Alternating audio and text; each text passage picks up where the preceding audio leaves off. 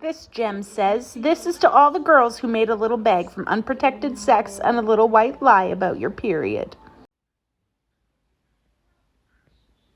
Hey Alexa, what's the definition of a white lie? White lie is a noun meaning a minor, polite, or harmless lie, fib.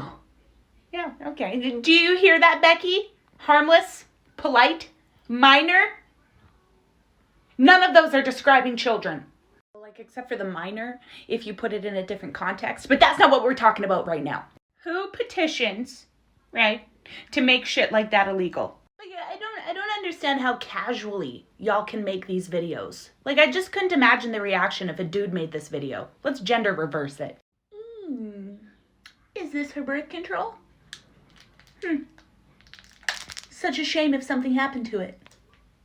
Like, I'm almost certain that they passed a law in the US stating that it is illegal for a man to intentionally fuck with a girl's birth control and get her pregnant, right? Or like to take off a condom in the middle of sex, that's illegal. Or like heavily finable.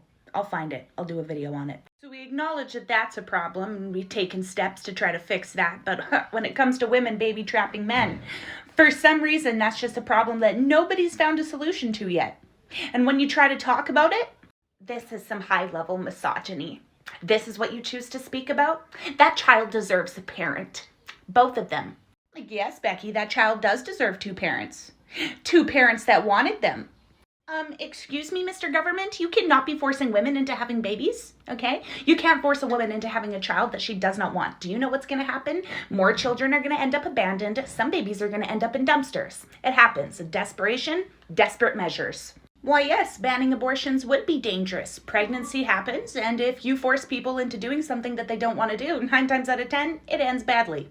Now apply that logic to men. What?